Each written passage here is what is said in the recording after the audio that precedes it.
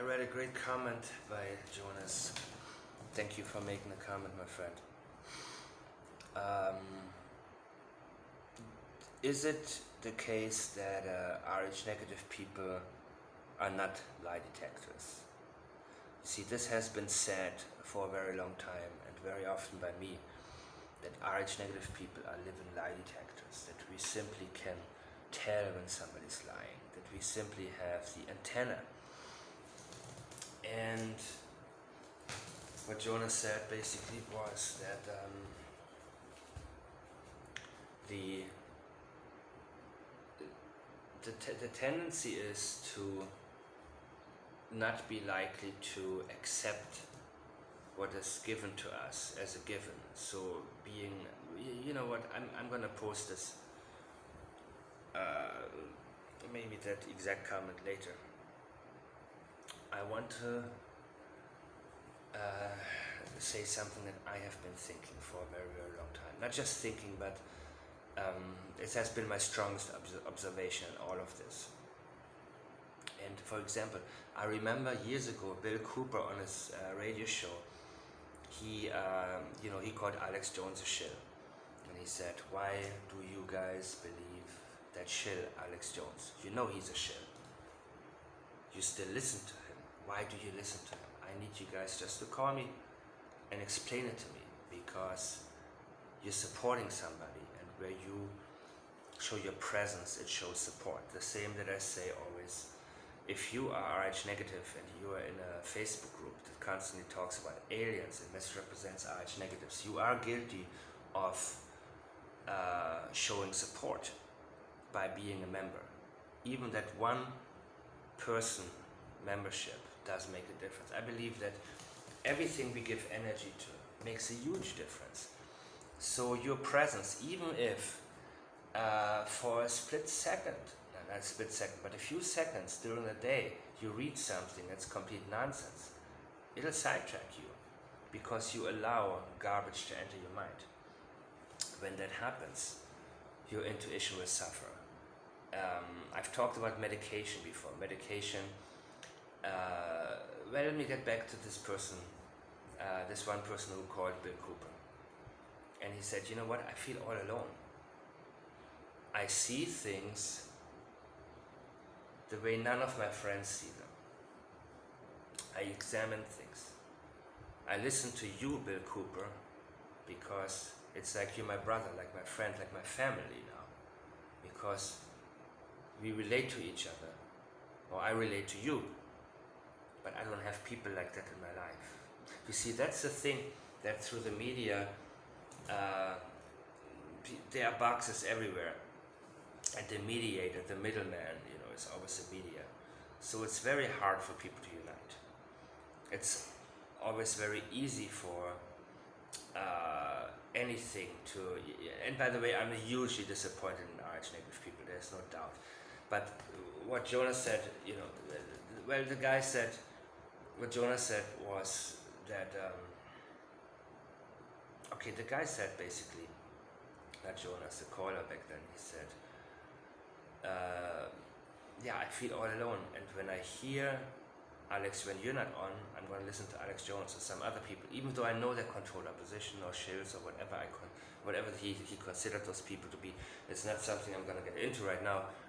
But basically, he talked about, I rather have them, I know they're lying to me about many things, and they don't have my best interest in mind, but I still support them, because I have this hole in my heart that I cannot fit. I'm sitting all day at work, and people talk about, how what Clinton did with Monica, and how Bush's election was stolen, and all of, you know what I mean? So just that substitute for the reality we seek, the substitute for the friendships we seek, the neediness, that big hole in the hearts of so many Rh negatives. I remember how so many people, there are people praying on that, when people came into my network and, made people feel like, oh, you're one of us, your family, come to our side, help, blah, blah, blah, blah. I realized how easy it was to lure RH negative people away, and how little backbone many had, unfortunately. Basically telling RH negative people what they want to hear, unfortunately overshadows the power of intuition in many cases. Because even when you have intuition or intellect or both, whatever you have a need for will win. You know what I mean? So that desire to belong somewhere is probably very deep rooted in a lot of RH negative people who felt out of place as children. And I know a lot of very healthy, very, very healthy RH negative people, and who had an upbringing where there wasn't that hole in the heart. A supportive family, the right settings, you name it. It really all depends. And I'm saying all these things due to a lot of feedback I had gotten over the years, where I've gotten the insight on the lives of a lot of RH negatives, but also from there I was able to observe how, not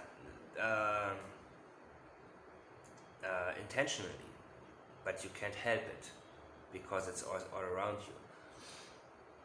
And I respect the people so much who have been with me for so many years, and I'm sorry that I haven't been able to do more.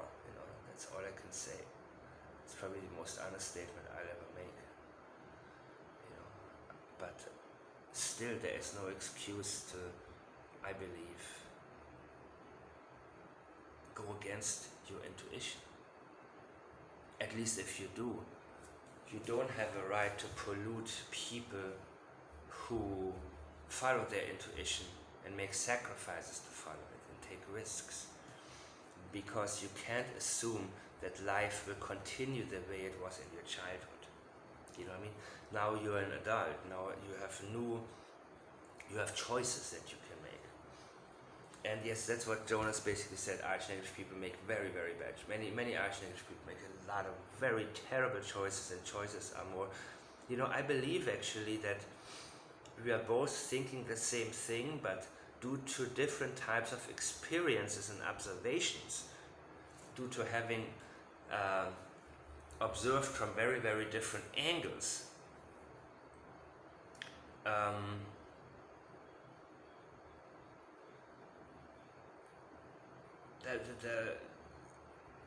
where are we going with this? Where we are going with this is the same direction. The decision making. There comes a point when you can't just say, okay, I have intuition. Intuition can help you make good decisions, but in order for you to make good decisions, you have to first be willing and believe in it, and you have to know. You have to know that there are people out there